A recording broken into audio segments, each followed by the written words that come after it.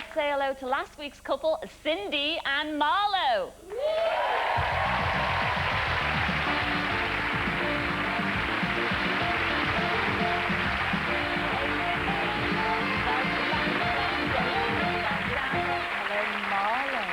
Welcome back to you too.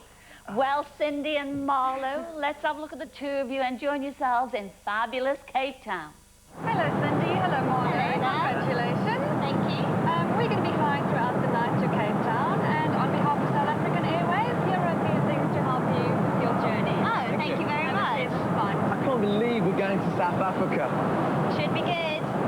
I just don't think I'm going to be able to sleep. Well, try, because just think, when you wake up, we're going to be in South Africa.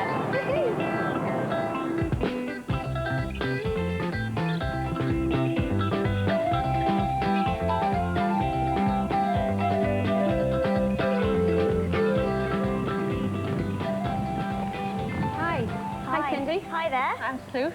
Marlo, welcome to the Table Bay Hotel. Would you like to follow me? Yeah, sure. I hope you're going to have a wonderful time with us. The hotel has got everything to offer to guarantee a good time, including what Cape Town is most famous for, Table Mountain. Wow, that is impressive. That's one table I wouldn't want to clean. How about eating off it? We've got to get up there sometime. Definitely. Come on, Marlo, keep up, will ya? Are we nearly there yet? I think so. And I've heard there's a view that will make all this worth your while. I think I can see a hotel somewhere. Yeah, I can see my towel on the balcony. Feels like I'm on top of the world, Cindy.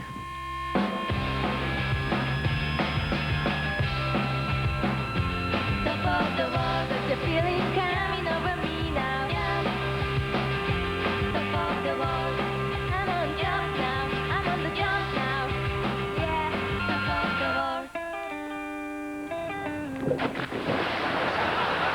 world. You want some wine? Yes, please. Okay. This date has been very serene so far. Certainly has, darling.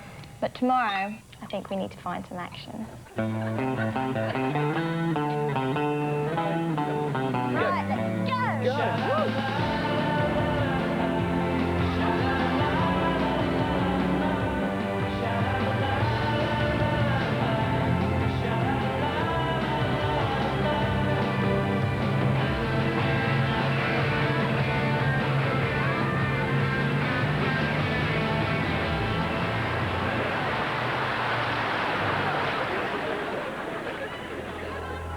Caught anything yet? No, fish don't seem to be biting today. Yeah, me neither. Looks like we could be here for quite some time. I'm in no rush. I've got all the time in the world.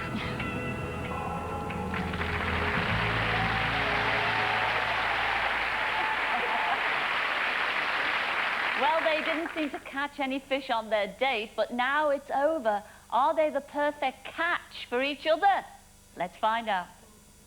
When the screen first drew back and I saw Marlo, I thought he was probably the best out of the three. He looked a bit like Jim Carrey, and I was very pleased with my choice.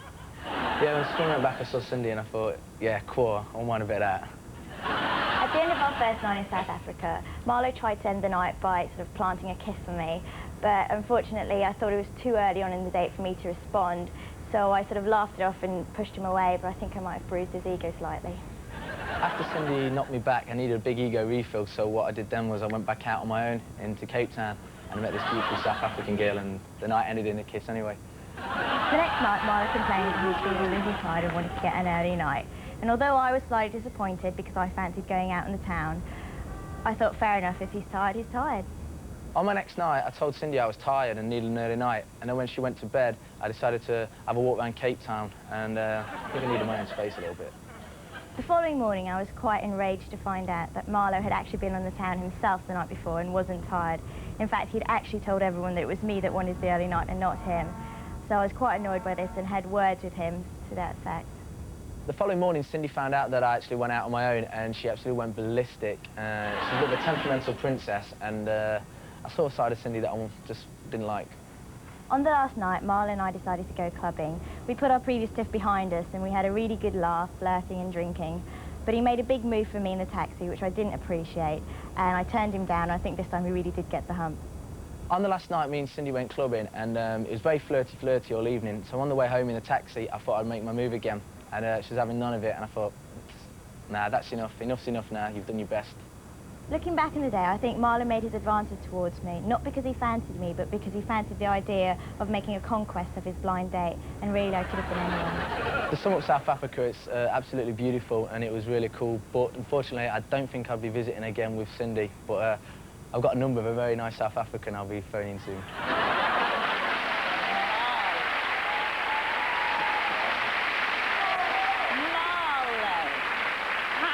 Could you, that last remark? Are you gutted by that last remark? I'm very gutted, Cilla. And one minute he's all over me like a rash, and the next minute he's, you know, there sampling the local delicacies. I don't know. Yeah, but were you not upset that you upset her a little bit? Yeah, but I thought she'd get over it.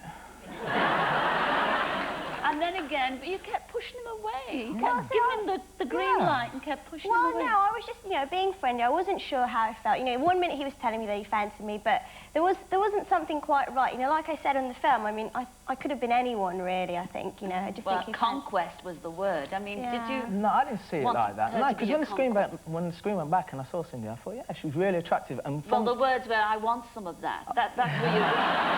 Yeah, I know, but that was just a way of expressing it. But, I mean, temperamental, you described her as well. Well, she was a little bit. There was a few times she was a bit temperamental. Do you blame me? I mean, you know, on the first night of our date, he goes out and, you know, snogs someone else, and the second night, he says he wants an early night, so I have to go to bed, and he's actually out in the town again. Yeah, but he was tired, and plus, I had a battered ego, you know. She just battered my ego. I needed a bit of a pick-me-up. You needed a nump, did you? I needed a totty, yeah. And that's why... You also described Cindy in a way that she was immature, is that right? Yeah, I think she's I think what it is, she's got to get out the student union a little bit more and experience a bit of life. How do you feel about Marlo now that you've seen all this on film? You're temperamental. Well, you know, You've got to get out the student I think he's just trying to find any excuse to justify his appalling behaviour, really. You know, all these insults he hurls at me. You know, at the end of the day, I didn't wrong him at all during our date. He's the one that sort of went out. No, but yes, you did. You wronged her. But after a bit, you know, I did my best. There was like, it was 50-50. There was a 50%, you know, romance and me trying to be nice. And then after a bit, you know, it was banging your head against the wall. I gave up, so I was like, what can you do? Now, we're all dying to know, what's this South African lady's name? I don't know. Katrina. Katrina. Now, are you going to see each other again? I think, well, we're not that far. She's in Birmingham, I'm in Nottingham, so I don't know. We're probably like, I want to meet her mates and that. No, not like that. Is it like this all the time? Yes. Oh, you know, yeah, well, yeah. Cindy, are you prepared to introduce them to your mates? Well, I think if he's on his good behaviour and doesn't sort of... I'll be on good behaviour. ...intimidate them. But no romance whatsoever? We did our best, didn't we? Well, yeah, he did I did my best. What a shame. Wish them well, ladies and gentlemen. Cindy and Marlo. We're going to take another break right now, but we will be back to meet the lucky gent who has